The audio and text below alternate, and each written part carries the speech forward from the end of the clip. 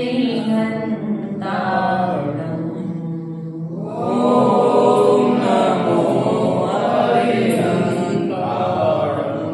ॐ नमो श्रीसिद्धार्थम्। ॐ नमो श्रीसिद्धार्थम्। ॐ नमो आर्यादम्। ॐ नमो आर्यादम्। ॐ नमो वज्रायादम्। ॐ नमो वज्रायादम्। ॐ नमो लोय सब साहुदम्। ॐ नमो लोयसर्वसाहुदम्। तीनि भुवन में सार वीतराग विज्ञानिता। शिव स्वरूप शिविकार नमः त्रिलोकी समारिके। अनंतानंद सत्य परमेश्वर भगवान की जय। देवादिदेव मूलाय चिंतामणि पारसनाथ भगवान की जय। शासनाय भगवान महावीर स्वामी की जय। आचार्य भगवंत कुंद कुंद देव की जय। आचार्य भगवंत विशुद्ध सागर जी, विराग सागर जी, विभव सागर जी महाराज की जय। द्वादशांग जिनवाणी माता की जय।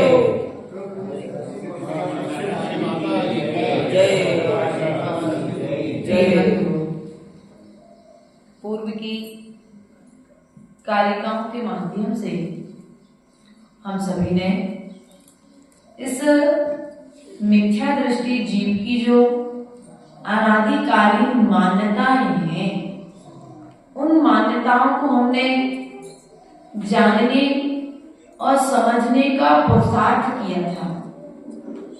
लेकिन यहाँ पर प्रश्न ये आता है भैया कि जानने और समझने मात्र से कल्याण हो जाएगा क्या?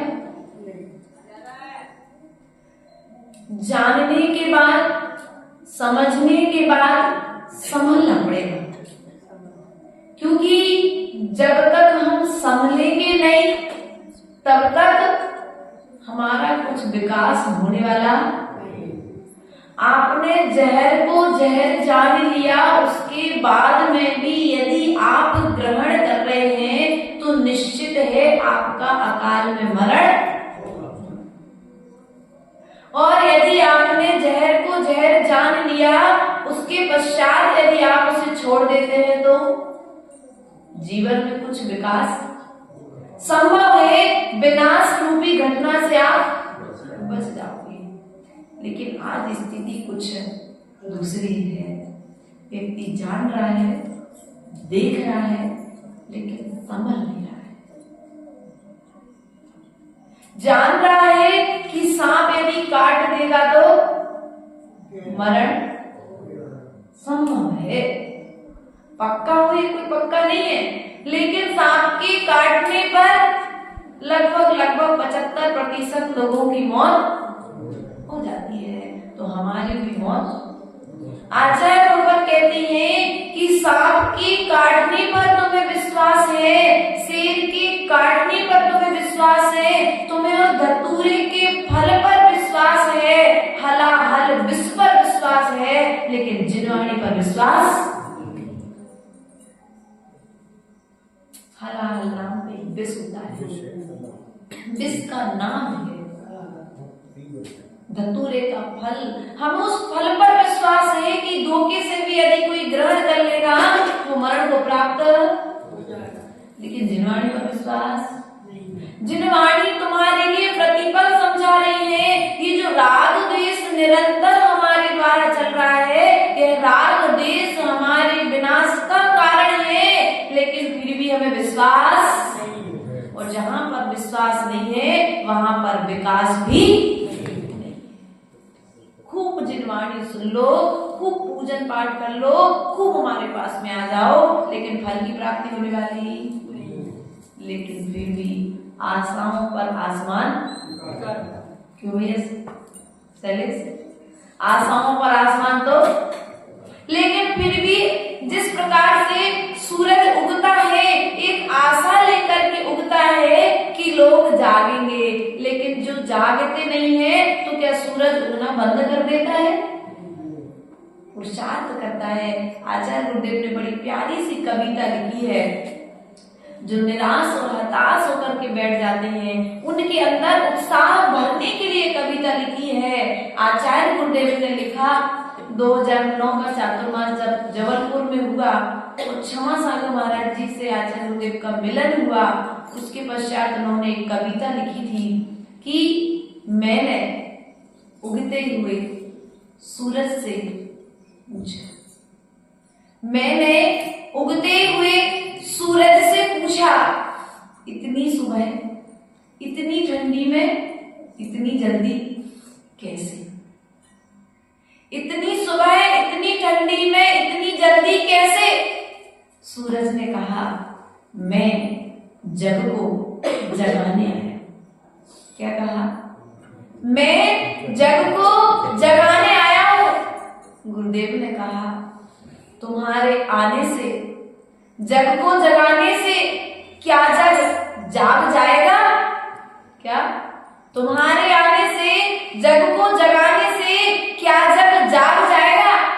सूरज ने कहा, आस तो यही, विश्वास तो यही है कि जो आज जागेंगे मैं उन्हें आज जगाऊंगा, जो आज नहीं जागेंगे उन्हें एक रात पछताने छोड़ जाऊंगा। मैं आता रहूंगा, जग को जगा रहूंगा।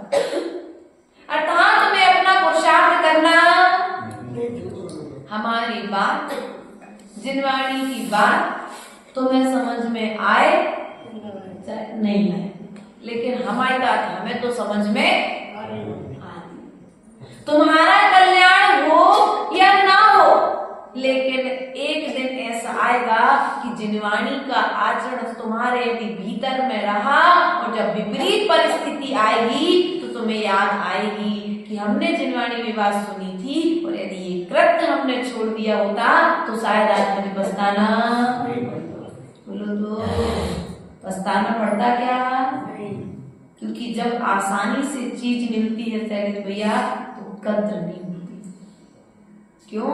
आज कुआ कॉलोनी में एक है ना तो कद्र है, वो घर घर में यदि कुआ होता तो कद्र। एक कुआ है इसलिए उस कुएं की कीमत का महत्व का ज्ञान है तुमको, लेकिन कुआ घर घर में हो जाए गली गली में हो जाए तो उसका महत्व ध्यान रखना है। जब तक चीज आसानी से मिलती है तब तक वस्तु की व्यक्ति कीमत नहीं करता है, लेकिन जो वस्तु व्यक्ति को मेहनत से मिलती है उस वस्तु की और उस व्यक्ति की व्यक्ति कद्र करता है। इसलिए जो तुम्हें आज आसानी से मिला है उसकी कद्र कर लो, वरना तुम भी कद्र करने लायक बचोगे क्या? ध्यान रखना, समय की कद्र करना सीखो, समय की कीमत करना सीखो। ईशान, कद्र अर्थात कीमत। समय की कीमत करो, तुम्हारा समय कितना कीमती है और इस समय को जैसे तुम नहाने के लिए जाते हो, एक डब्बे में नहा सकते हो लेकिन 4 डब्बे से नहा करके आते हो, तुम उस जल की कीमत नहीं कर रहे हो, उसी तरह तुम अपने जीवन की भी कीमत नहीं कर रहे। पहले के समय में व्यक्ति घर घर में पानी था, घर घर में कुएं थे, लेकिन समय की कद्र, मेरा ये जो समय है मुझे कीमती समय मिला है। कल हम एक पत्रिका देख रहे थे, उस पत्रिका में देखा पूरे इंदौर नगर में 18 जगह चातुर्मास चल रहा है। कितनी जगह पर? 18 जगह पर चातुर्मास चल रहा है इंदौर में। और हमारी स्थिति क्या है बोलो तो? हमारी स्थिति क्या है कि हम जहां हैं वहीं पर लाभ, समय की कद्र है क्या? आज आसानी से मिला है इसलिए कद्र नहीं है, लेकिन वही चीज यदि दुर्लभता से मिलेगी। व्यक्ति की स्थिति तो देखो भैया, यही उपदेश बड़े बड़े आचार्यों ने दिया। बड़े बड़े आचार्य ने दिया तो वो देखने के लिए गया कि कैसा प्रवचन करते, लेकिन समझ में वो उपदेश एक छोटे साधक ने आकर के दिया। अरे वो तो छोटे हैं, तो क्या हुआ, हम नहीं, वो छोटे हैं ऐसा करके उनका प्रवचन सुनने के लिए, वही बात बड़ा कह रहा है, तुम सुनने के लिए जा रहे हैं लेकिन बात समझ में नहीं आई। हमने पहली बार सुना था आचार्य गुरुदेव विद्यासागर जी का प्रवचन, आस्था चैनल पे आता था पहले, बाद में जिनवाणी पारस के पहले आस्था व संस्कार चैनल चलता, तो उस पर सुना था। तब हमको एक कोई बात समझ में नहीं आई थी, लेकिन फिर भी महान आचार्य है तो श्रद्धा पूर्वक सुन लिया था, श्रद्धान कर लिया था कि आज हमें उनकी बात समझ में नहीं आई, लेकिन एक ना एक दिन जाकर के वो द्रव्यार्थिक नय और पर्यार्थिक नय को लेकर के समय सार की कुछ चर्चा कर रहे थे उस प्रवचन के मन से। अब वो बात उन्होंने आज से 20 साल पहले लगभग हमने सुनी, और आज जब पढ़ा तो 20 साल बाद उनकी जो श्रद्धा पूर्वक बात सुनी थी वो आज समझ में आई कि द्रव्यार्थिक नय क्या है और पर्यार्थिक नय क्या है, समय सार क्या है। ये बात उस समय समझ में नहीं आई, लेकिन श्रद्धा पूर्वक सुनी थी तो वो बात हमें आज समझ में आ रही है। इसलिए प्रिय बंधु, हमारा आपसे कहना है कि तुम्हारे पास समय उतना ही है जितना तुम लेकर के आए हो, उससे ज्यादा समय तुम्हारा बढ़ने वाला है क्या? जब समय तुम्हारा बढ़ने वाला नहीं है, आयु तुम्हारी बढ़ने वाली नहीं है, तो जिस समय में तुम मीठा खा सकते हो उस समय में तुम जहर क्यों खाते? जिस समय में तुम अच्छे कार्य कर सकते हो, जिस समय में तुम अच्छा बोल सकते हो, जिस समय में तुम और अच्छा सामय कर सकते हो, जिस समय में तुम पूजन पाठ कर सकते हो, उस समय को भी कथाओं में क्यों निकाल देते हो? भैया शैलेश, जब हम नहीं थे तो 10 बजे के टाइम, 9 बजे के टाइम कोई और कार्य करते हो गया है ना, लेकिन जब से हम आए तब से रूटीन में आहार चर्या शुरू हो गई। समय तो वही था ना, काम भी वही है, लेकिन फिर भी समय मिल रहा है ना, और जो काम जिस रूप में चल रहे थे उससे और अच्छे रूप में काम चल रहा है कि नहीं चल रहा है? क्यों? आपने पहले भीतर में श्रद्धा बनाया कि मैं जो कार्य करने जा रहा हूँ मैं वो अच्छा कार्य करने जा रहा हूँ, और मुझे अच्छे कार्य का फल भी मुझे भविष्य में अच्छा। जब अभी तो अशोक नगर गई थी, लेकिन उसके पहले आ रहे थे। वही मैं कह रही, आप अपने कीमती समय में से समय निकाल करके हमारे पास में आ रहे कि नहीं आ रहे? इसी प्रकार से समय की कद्र हमको करनी।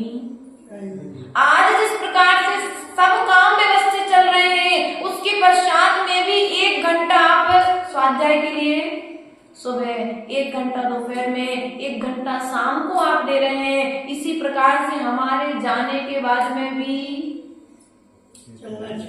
चलना चाहिए, तब कहीं जाकर के हमारे जीवन में स्थायी परिवर्तन आएगा। यदि पानी में कंकड़ डालो तो पानी हिलने लग जाता है, जैसे डोरी को हवा का संपर्क मिला, ये हिलने लगी ना, बस जैसे हवा के संपर्क में आती है डोरी आवाज करने लगी, उसी प्रकार से विषय कसायों के संपर्क में आने से हमारा मन विकथाओं की ओर अग्रसर हो जाता है, कसायों की ओर अग्रसर हो जाता है। बस यदि हम उपाय कर ले, इसको हल्का सा लोहे के उससे लगा दे तो ये हिलना बंद हो जाएगा। उसी प्रकार से अपने मन को यदि तुम्हें व्यवस्थित करना है तो उसको तुम्हें लगाना पड़ेगा। कहाँ पर लगाना पड़ेगा भैया? यदि इसको व्यवस्थित करना है तो लोहे की उससे लगा दो, आवाज होना बंद हो जाएगी। उसी प्रकार से यदि तुम्हारा मन कसायों की ओर जा रहा है, तुम्हारा मन विकथाओं की ओर जा रहा है, तुम्हारा मन राग द्वेष में लग रहा है, तो क्या करो? बोलो तो कैसे व्यवस्थित करोगे? कपड़े आप व्यवस्थित हो जाए तो घड़ी बना करके व्यवस्थित रख दोगे, व्यवस्थित कपड़ों में यदि गुड़ी आ जाए तो प्रेस करके व्यवस्थित कर लोगे, कपड़े में यदि दाग लग जाए तो निरमा साबुन से धो लोगे, करोगे, लेकिन जो कसाओं और विकथाओं की जो हमारे भीतर में दाग लगाए हैं, जो स्क्रैच आ चुकी हैं, उन स्क्रैचों को कैसे साफ करोगे? आचार्य गुरुदेव ने कहा यदि तुम्हें इन स्क्रैचों को मिटाना है, इन बुरी को मिटाना है, इस हलचल से यदि बचना है, इन विकथाओं और कसायों से यदि बचना है, तो आचार्य भगवान ने कहा कि यदि पंचम काल में कोई सहयोगी है तो मां जिनवाणी ही तुम्हारे लिए सहयोगी है। सबसे बड़ा साथ लगाने वाले यदि कोई है, हर विपरीत परिस्थिति से बचाने वाले यदि कोई है, तो मात्र एक मां जिनवाणी है। लेकिन समय रहते इन श्वासों की कदर कर लो, इन श्वासों को पैसे में मत बेचो। क्या इन श्वासों को पैसे में? भैया नौकरी करते थे, जब ग्रस्त जीवन में थे, स्कूल पढ़ाने जाते थे, और आज से 15 साल पहले अतिथि शिक्षक की लगभग इतनी कीमत थी। आचार्य गुरुदेव को जब बताया, आचार्य गुरुदेव बोले कि बेटा एक दिन में 24 घंटे होते हैं, उन 24 घंटों में अभी हमने पूर्व में आपको बताया था 37,000 लगभग कुछ श्वासें व्यक्ति 1 मिनट के भीतर में लेता है ना। अब आचार्य गुरुदेव ने कहा कि तुम उस एक श्वास की कीमत लगाओ, तो क्या तुम्हारे 6 घंटे 7 घंटे जो तुम स्कूल में देकर के आए हो, क्या उस श्वास की एक कीमत 1 पैसे में भी बैठी? क्या एक श्वास की कीमत 1 पैसे से भी मैं नहीं बैठी है? तो बताओ तुम अपनी श्वासों को बेच करके क्या कर? क्योंकि जितना कीमती तुमने पैसे को माना है, उससे ज्यादा कीमती तुम्हारी श्वासें हैं। क्योंकि इन श्वासों का कोई भरोसा है क्या? श्वासों का क्या भरोसा, श्वासों का क्या भरोसा, रुक जाए चलते चलते। कोई भरोसा है क्या भैया? बड़े भैया अभी आप बड़े है क्या? श्वासों का कोई भरोसा? अभी अच्छे वाले बैठे जिनवाणी सुन रहे हो, अच्छे वाले बैठे आहार दान करके आए हो, अच्छे वाले बैठे स्वाध्याय कर रहे थे, और अटैक आया और जीवन। कोरोना काल में सबको अच्छे से स्थिति, अटैक वर्तमान में सबको बता रहा है कि तुम्हारी श्वासों का कोई भरोसा। ये श्वास तुम्हारी अंतिम श्वास के रूप में परिवर्तित हो, उसके पहले इन श्वासों के माध्यम से समय की कीमत कर लो। किस समय हमें क्या काम करना है। देखो भगवान बैठे रहेंगे, थाली द्रव्य की तुम्हारे सामने में रोज आएगी, लेकिन जिनवाणी माता अलमारी में रखी रहेगी, लेकिन सुनाने वाले गुरु तुम्हें रोज मिलने वाले, समझाने वाले गुरु तुम्हें रोज मिलने वाले। जब तक माता पिता जिंदा रहते हैं ना शैलेश भैया, तब तक कई बच्चे उन माता पिता की कीमत नहीं कर पाते। लेकिन जब माता पिता चले जाते हैं ना, तब बच्चे को जब विपरीत परिस्थितियों का सामना करना पड़ता है, तब उन मरे हुए माता पिता की कीमत, अरे यार बाबूजी होते तो ये काम अच्छे से हो जाता। आज बहू फिर कहती है अगर माँ होती तो आज मुझे मायके जाने में तकलीफ नहीं। जब तक सास घर पर रहती तब तक बहू को हर तरह की आजादी रहती है, लेकिन उसके बाद में भी उस बहू के लिए सास आंखों में खटकती है। बेटे के लिए पिता खटकने लगता है। ध्यान रखना, जो सेवा, जो समय तुम जीते जी तुम जो समर्पण कर सकते हो, वो मरने के बाद समर्पण किया तो क्या काम का है।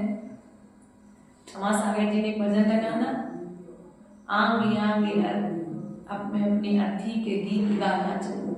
ये भजन लिखा है, बहुत प्यारा भजन है। अनंत नाम सत्य, सिद्ध नाम सत्य है। जो लोग कभी मेरी तरफ देखते भी नहीं थे, वे लोग आज हमारे जनाजे में हमारे पीछे, जो कभी पूछते भी नहीं थे, वे आज हमारे द्वारे बैठ कर के तारीफ के पुल बांध रहे हैं। जो काम जीते जी किया जा सकता है, उसे मरने के बाद क्यों करना पड़ेगा। जीते जी करोगे तो कभी तुम मरने के बाद में तुम्हारी तारीफ नहीं करनी पड़ेगी। अर्थात तो जो दी एक दूसरे की प्रशंसा करता है वह अमर हो जाता है, जो मरने के बाद प्रशंसा करता है वो एक दिन मरण को प्राप्त।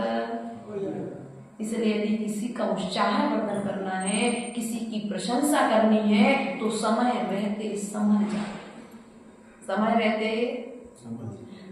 रहते समझ जाओ। क्योंकि आचार्य भगवंत यहाँ पर मिथ्या दृष्टि जीव की मान्यताओं का वर्णन कर रहे थे। वहां पर कह रहे थे कि जो ये जीव है वो क्या है, माता को, पिता को, घर को, ग्रह को, बंधु को, वर्ग को, अपना सबको मान लेता है।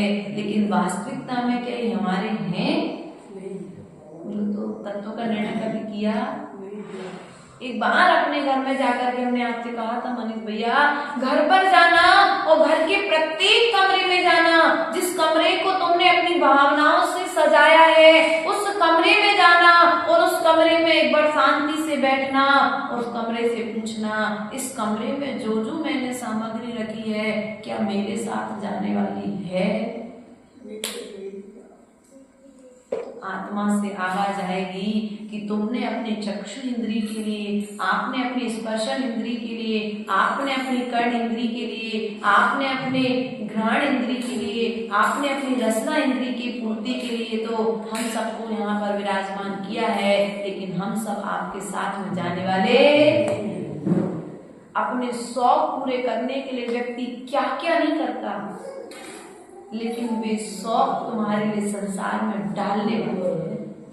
भैया, व्यक्ति के शौक, ऐसे भी व्यक्ति मिले जिनको शौक है किस चीज का? उन्हें कोई बाहर की वस्तु खाने का शौक नहीं है, उन्हें बाहर की कोई सामग्री को लाकर के घर को सजाने का शौक नहीं है।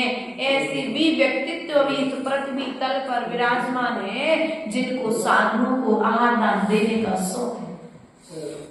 ऐसे भी व्यक्ति विराजमान है जिनको जिनवाणी सजाने का शौक है। ऐसे भी अभी व्यक्तित्व इस पृथ्वी तल पर विराजमान है जिनको तन को नहीं अपनी आत्मा को संगारित करने का शौक है।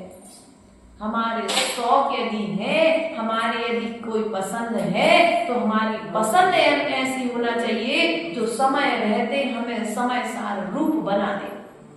लेकिन हमारे शौक तो हमारे लिए मंदिर से, गुरु से और जिनवाणी से दूर रखे हुए हैं। ऐसे शौक क्या काम के? ये शौक तुम्हारे विनाश का कारण है, विकास का कारण नहीं है। सब एक दिन जल जाएगा, सब एक दिन खत्म हो जाएगा। ये सब विश्वास होते हुए भी यह मूढ़ी व्यक्ति संसार में परिभ्रमण करने के लिए, पैसा कमाने के लिए घूमता। माता जी ने क्या कहा था? त्यागाश्रित मविता संचिनोतिया स्वशरीरम समंकिन सनस्यामीति विलंबति। शैलेश भैया से कहा, भैया शैलेश क्यों कमा रहे हो इतना, क्या जरूरत है? माता जी खर्चे हैं बहुत सारे, फिर हमें मंदिर में बोली भी तो लेना है। क्या लेना है? अगर हम कमाएंगे नहीं तो हम बोली नहीं ले पाएंगे, और जब बोली नहीं ले पाएंगे तो फिर हमारी इज्जत नहीं बचेगी समाज में। क्योंकि एक समाज हमें आशाओं से देखती है कि भैया जब कोई बोली नहीं लेगा तो शैलेश भैया तो हमारे पीछे, तो हमें उन सबकी उम्मीदों पर भी खरा उतरना है। इसलिए हमें पैसा बोलो तो पूरी मांगना। लेकिन तुम्हारी जैसी स्थिति इस संसार के प्रत्येक प्राणी की है। पवन जी ऐसा सोचते हैं कि हम पैसा कमा करके दान करेंगे, अर्थात पहले अब हमारी यह जो स्थिति है कि हमारी स्थिति हाथी के जैसी है। गज स्नान, क्या कहा इसके लिए? गज स्नान। पहले अपने ऊपर धूली डालता है, फिर पानी में जाकर के नहाता है, और पानी में जाकर के नहा लेता है। नहाने के बाद जैसे बाहर निकलता है पुनः उसी सूंड से अपने ऊपर रेत क्या करता है? कसाय करके पैसा कमाता है। लोभ करके पैसा कमाता है, झूठ बोल करके, मायाचारी छल कपट करके पैसा कमाता है, मंदिर में आकर के दान करता है, कुछ पाप से छूटता है और पुनः फिर उसी में बताओ। इससे अच्छा तो वो कहा ना उसमें कि इस प्रकार से जो तुम्हारी क्रिया है कि पहले अपने शरीर पर कीचड़ पोत लो और फिर पानी से धोने। बताओ समझदारी है क्या इसमें? ओम जी आप बड़े चिंतित दिख रहे। वैराग्य तो नहीं आ रहा जी, वैराग्य तो नहीं आ रहा है। ध्यान रखना, ऐसी स्थिति प्रत्येक प्राणी की है। संसार में रह रहा है और संसार में रहते हुए वो यही कार्य कर रहा है और यही कार्य करते करते मरण को प्राप्त, बल्कि करना क्या था, मिला था समय हर चीज के लिए। वस्तुएं संग्रहित करो, लेकिन वस्तुएं संग्रहित करते हुए भी राग द्वेष नहीं करना ही तो समझदारी थी। लेकिन वस्तुओं को संग्रहित करते हुए हम इतना उलझ गए कि अब सुलझ नहीं पा रहे हैं। मकड़ी का जाल देखा, अभी हमने देखा परसों, हम पीछे प्रांगण में थे, हाथ पर शुद्धि कर रहे थे, तो शुद्धि करते समय हमने थोड़ा सा ऐसा ऊपर चेहरा किया, एक बहुत बड़ा सा जाला लगा हुआ था और जिस मकड़ी ने जाला बनाया था ना, वो मकड़ी भी मरी हुई उसी जाले के साथ टंगी थी। समझ गए? जो जाल तुम बुन रहे हो ना, उसी जाल में स्वयं जितना जितना व्यापार बढ़ाते जा रहे हो, जितना जितना तुम पैसा कमाते जा रहे हो, ध्यान रखना वे चक्रवर्ती जैसे पुण्यात्मा जीव थे जो पैसा कमा करके जिन्होंने पुण्य कमाना नहीं छोड़ा। लेकिन आज स्थिति ये है कि पैसा कमा रहे और पैसे के साथ साथ में हम राग उससे ज्यादा कमा रहे हैं। क्यों भैया? राग, पैसे के प्रति राग अपना जीवन खो देता है, लेकिन व्यक्ति पैसा नहीं छोड़ता है। इसलिए ध्यान रखना है, हमें अपने जीवन में सब कुछ करना है, सब कुछ छोड़ना है, लेकिन सब कुछ छोड़ते और ग्रहण करते बीच में यह ध्यान रखना है कि मेरा भीतरी कोई नुकसान। भैया व्यापार करते ना तो घाटा ना लग जाए, 2 पैसे कम मिलेंगे चल जाएगा, लेकिन घाटा 10 रुपए की जगह मुझे 8 रुपए मिलेंगे चल जाएगा, लेकिन घाटा। लेकिन यहाँ तो आप लोगों ने 50 साल 60 साल, किसी ने 25 साल 30 साल निकाल दिए, लेकिन फिर भी व्यापार करना, पैसे का व्यापार करना तो सीख लिया, लेकिन पुण्य का व्यापार करना। भैया क्या नाम भाई साहब का? आपके चश्मा वाले भैया, महेंद्र भैया। पैसे का व्यापार करना तो सीखा, लेकिन पुण्य का व्यापार करना। बैंक में तुमने एफडी बना बना करके तो जमा की है कि समय आने पर वो एफडी हमारे, लेकिन एक दिन निकालते निकालते वो एफडी भी खत्म हो जाएगी, तो पर दिक्कत में आओगी कि नहीं आओगी? आपदा तुम्हारे सामने भी आकर के खड़ी हो सकती है।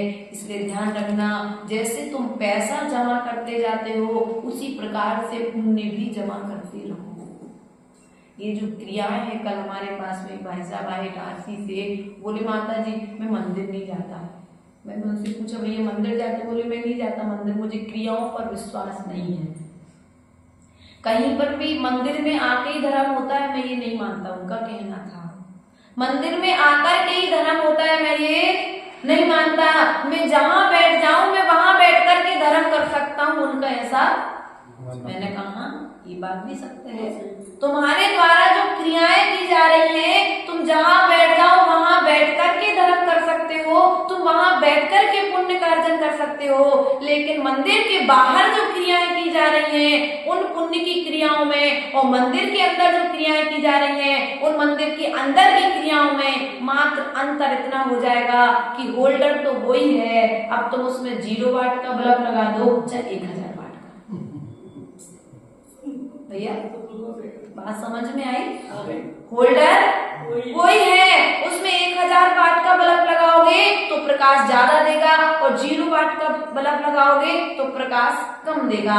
मंदिर के बाहर बैठ करके यदि पुण्य की क्रिया करोगे, दया धर्म आदि को पालोगे तो पुण्य तो करोगे, लेकिन 0 वाट के माध्यम से जैसा प्रकाश हो रहा है वैसा प्रकाश प्राप्त होगा। और मंदिर में आकर के यदि धर्म करोगे तो जैसे 1000 वाट का बल्ब लगा दो तो प्रकाश फैल जाता है, उसी प्रकार के पुण्य का अर्जन कहाँ पर होगा? बोलो तो 1000 वाट का बल्ब जलाओगे, लगाओगे होल्डर में कि 0 वाट से काम चल रहा है तो उसमें करोगे काम?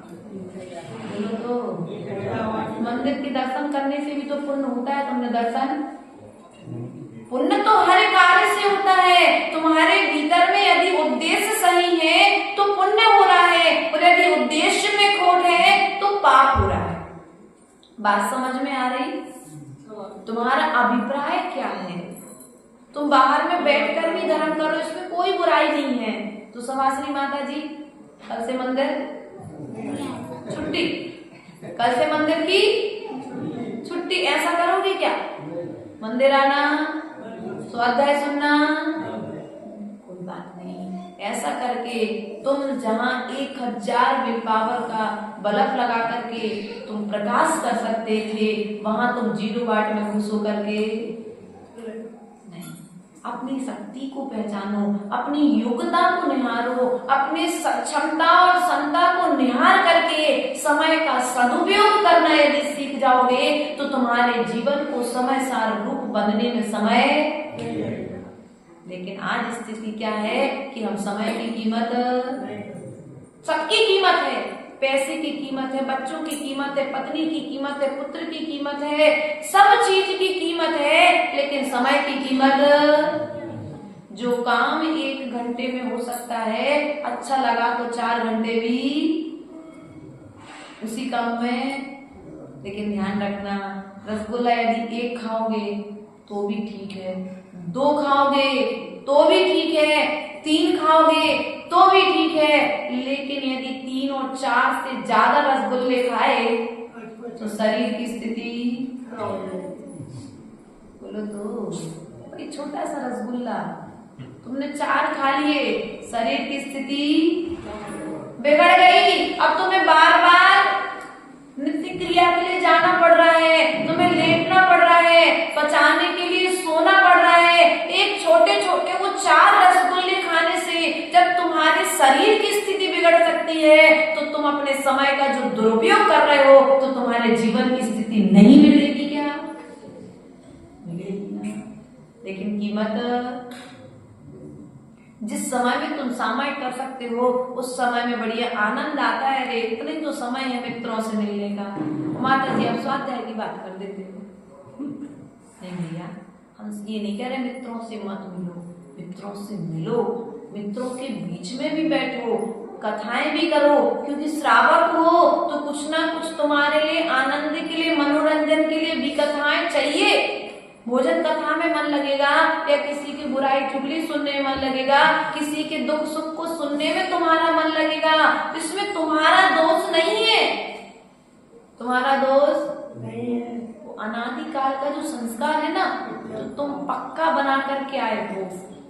समय सार ग्रंथ की चौथी कारिका में आचार्य भगवंत ने कहा है कि ये जो जीव है, इस जीव का ये जो संस्कार है अनादिकाल से है, तब तो जाकर के मन बार बार भी कथाओं में जाता है।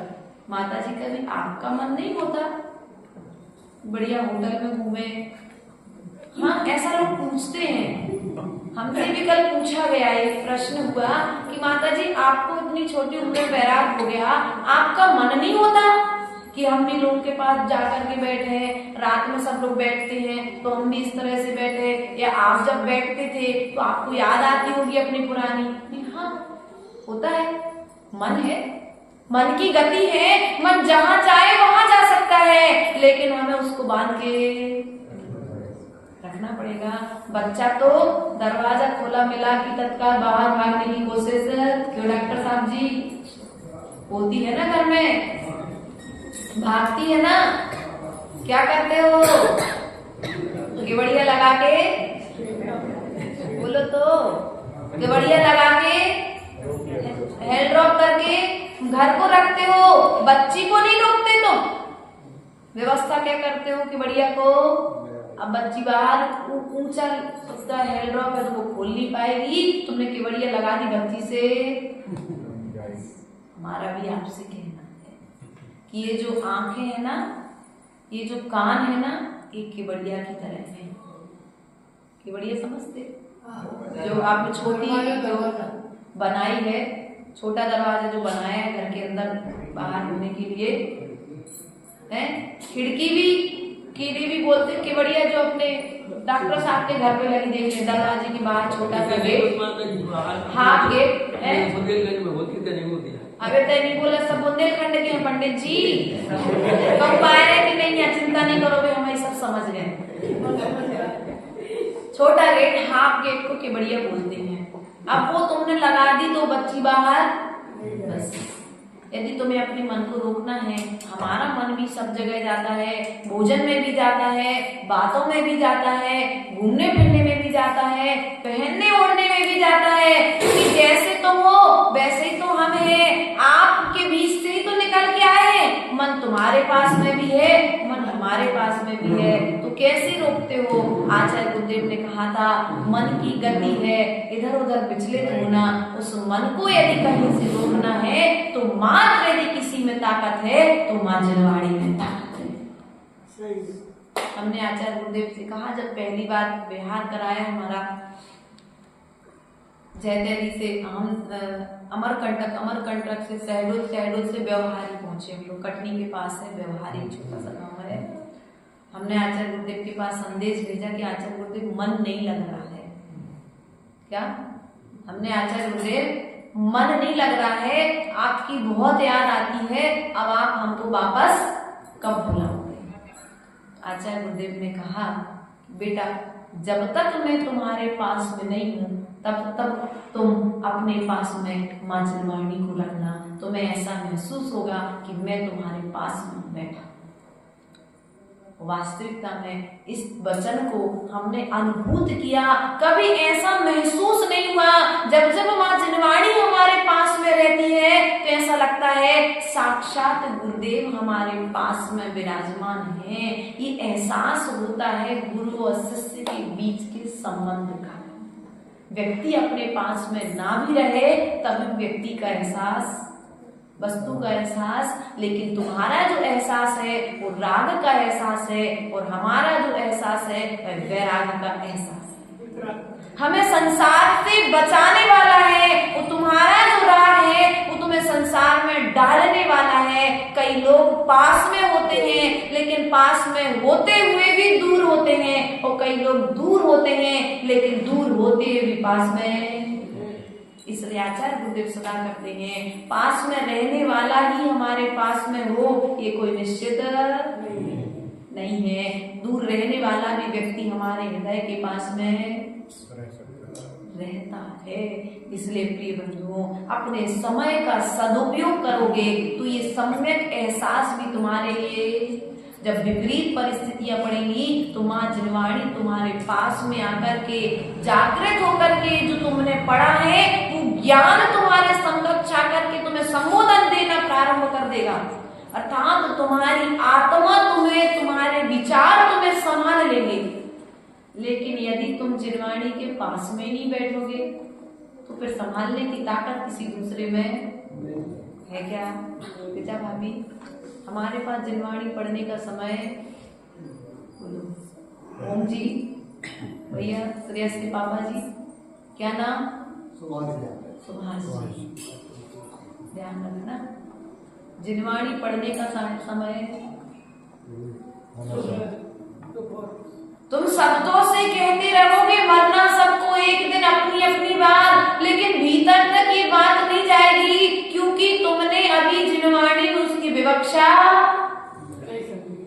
पढ़ी नहीं है। और विवक्षा जब तक पढ़ोगे नहीं, समझोगे नहीं तो श्रद्धान में नहीं आएगी, और जब श्रद्धान में नहीं आएगी तो सम्यक दर्शन नहीं होगा, और जब सम्यक दर्शन नहीं होगा तो संसार में छूटने वाला है क्या?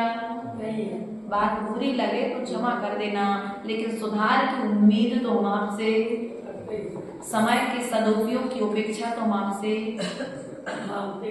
रख सकते हैं। आपको विचार करना है, जिस समय में तुम स्वाध्याय कर सकते हो, जिस समय में तुम आहारदान दे सकते हो, जिस समय में तुम जिनवाणी सुन सकते हो, उस समय तो तुम सो करके भैया महेंद्र भैया, जिस समय में तुम अभिषेक कर रहे हो उस समय में तुम्हारा बेटा सो रहा है। बताओ ये संस्कार कहां से सुधरेगा?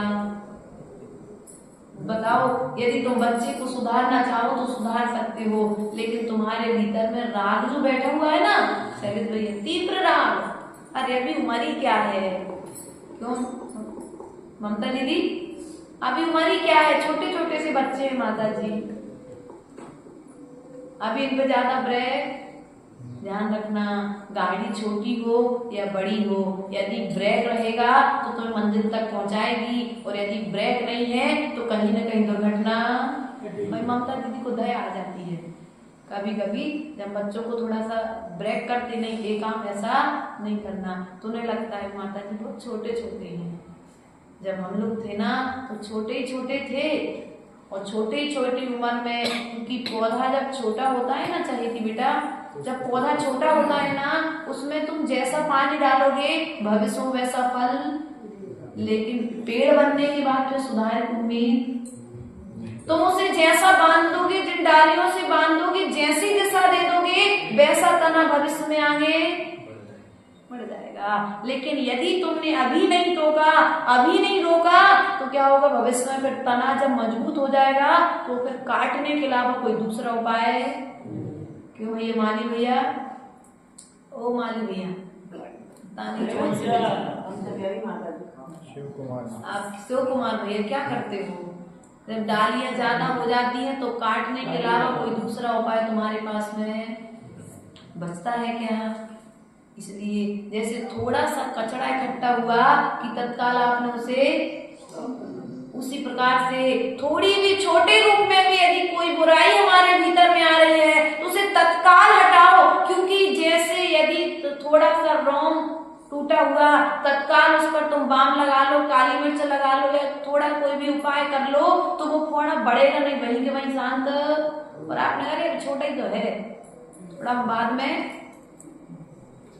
बोलो तो बाद में कर लेंगे, बच्चा छोटा तो है शैलेश, अभी क्या उसकी अभिषेक करने की उम्र, क्या उसकी पूजन करने की उम्र है, अभी छोटा है। जब बड़ा हो जाएगा तब हम, अब आपने क्या किया, अब बड़ा तना हो जाएगा, वो घाव बड़ा हो जाएगा। अब जैसे बड़ा घाव हो जाएगा उतनी बड़ी पीड़ा, क्योंकि उसे मोबाइल चलाने का संस्कार, रात में 2-2 बजे तक जागने का संस्कार की छूट किसने दी?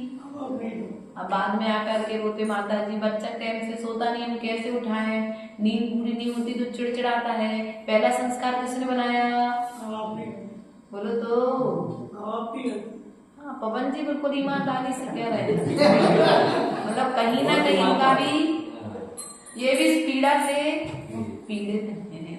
इसलिए ध्यान रखना, प्रत्येक माता पिता की आज स्थिति यही है, जब टोकते हैं उस समय तो बुरा लगता है बच्चों के लिए, लेकिन जिस समय टोकना चाहिए था उस समय नहीं टोका।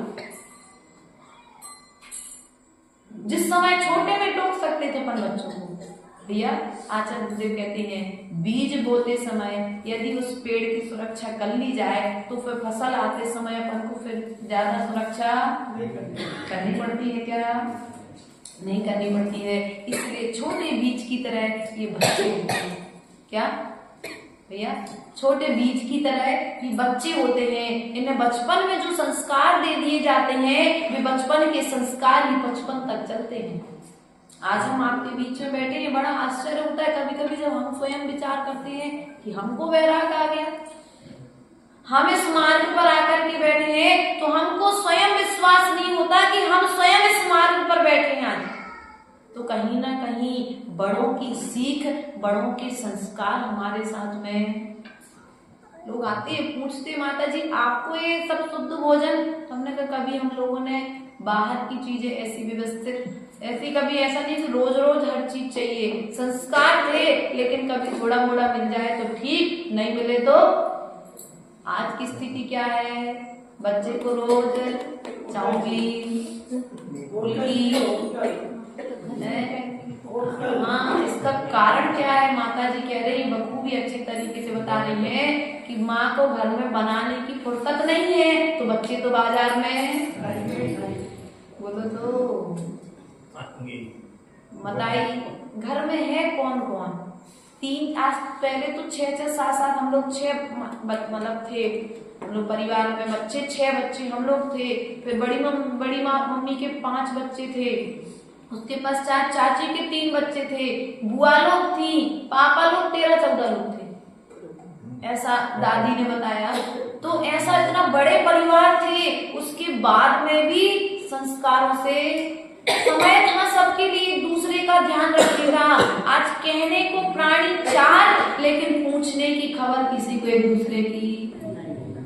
माँ को बच्चे पर ध्यान नहीं है, बच्चे का माँ पर ध्यान नहीं है। जब बच्चा अच्छा कमाने लगेगा तो मम्मी पापा कर्तव्य करेंगे, बेटे का विवाह करेंगे। बेटे का विवाह कर दिया, पत्नी आ गई, तुम अपना कमाओ, तुम बढ़िया, तुम्हारे एक फ्लैट बना दिया, तुम खाओ, तुम्हारी पत्नी खाए, हम अपनी जिंदगी दोनों की हम जिएंगे। ये कोई जिंदगी है क्या? बोलो माताओं पिताओं। यदि संस्कारों को आप लोग कहीं ना कहीं बिगाड़ने में यदि कोई सहयोगी है, आज बच्चा बिगड़ा हुआ दिखता है, तो पहले इसके अपराधी यदि कोई है, यदि बच्चे के हाथ में कलश दिख रहा है तो ये संस्कार डालने वाले भी माता पिता है, और बच्चे के हाथ में यदि कोई गलत वस्तु दिखाई दे रही है तो उस संस्कार को लाने वाले भी माता पिता। क्यों?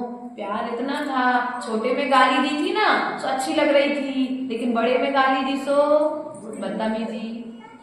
ऐसे बदतमीजी से बात करते हो। आपको जिस समय छोटे में उसने गाली दी थी, जिस समय छोटे में उसने तुम्हारे गाल पर हाथ लगाया था, उस समय यदि टोक देते सैलन भैया अपने पोते को, अपने बेटे को, तो उसके बड़े होकर के ताकत।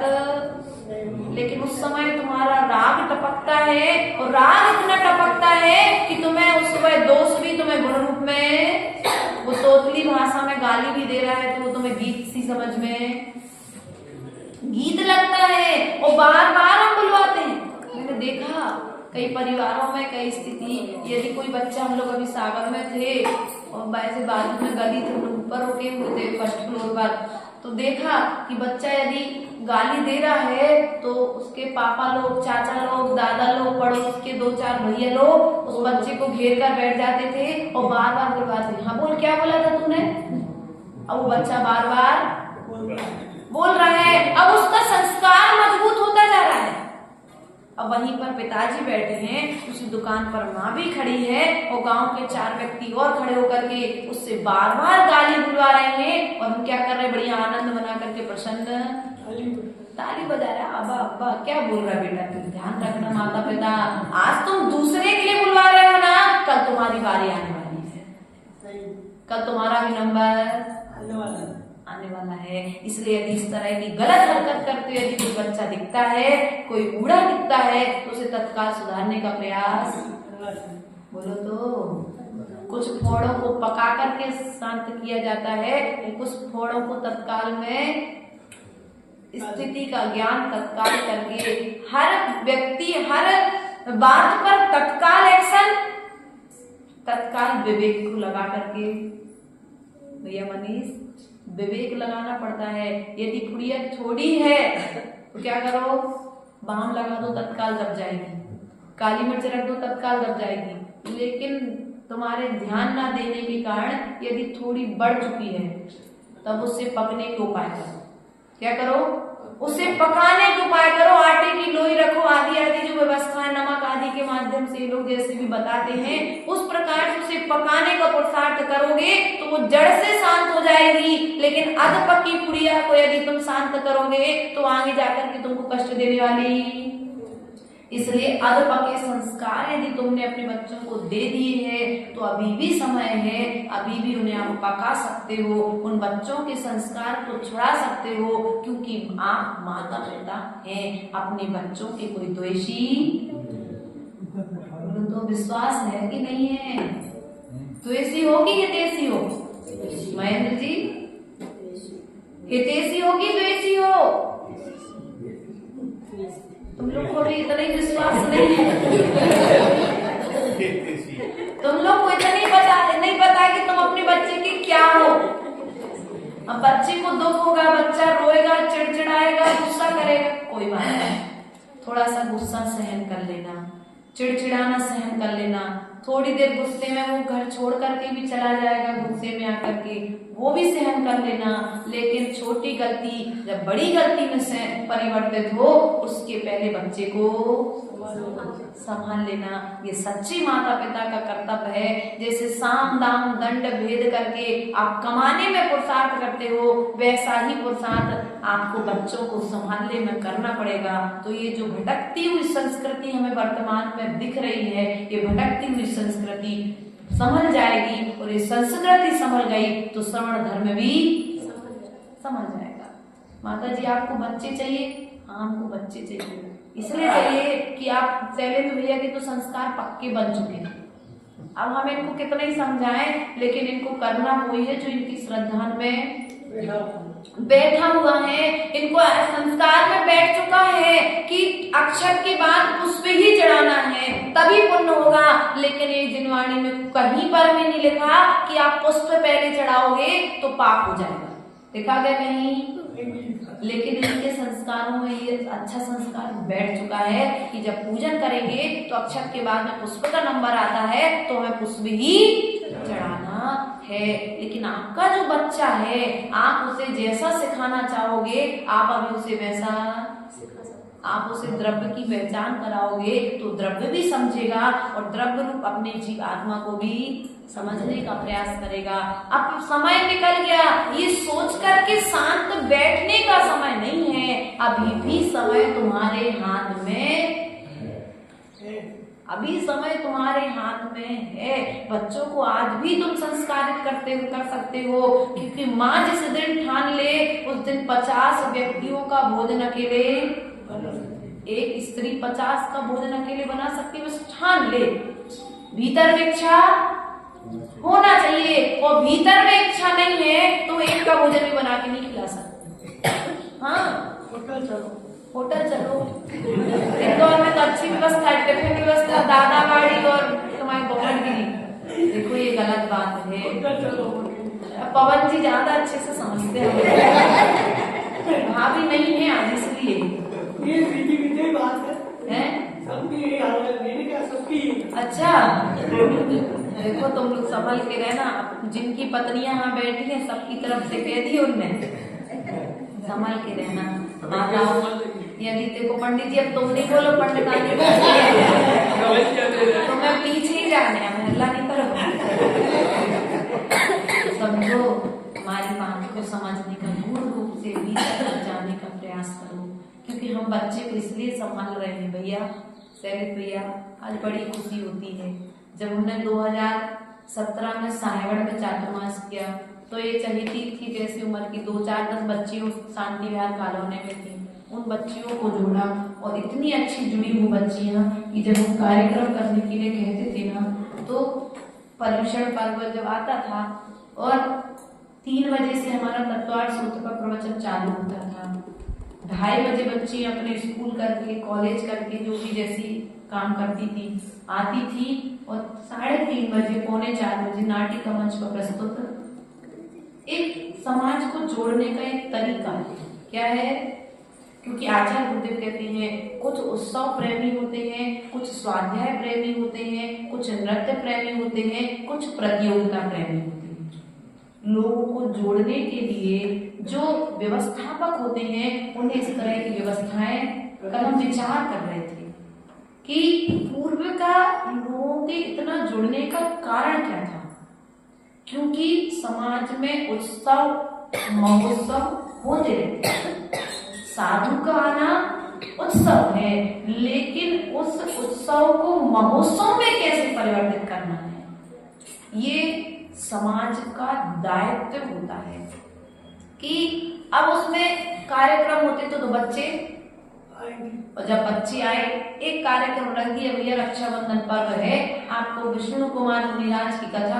अब माता जी बात तो हर साल ही होते रहते हैं, नहीं भैया हर साल होती रहती है, लेकिन हर साल होते रहने के बाद में भी उसका प्रभाव वर्तमान में क्या पड़ता है, एक जोड़ने का तरीका है। हर साल वही कहानी सब मुनिराज सुनाते हैं, सुनाते आ रहे हैं और आगे भी सुनाएंगे।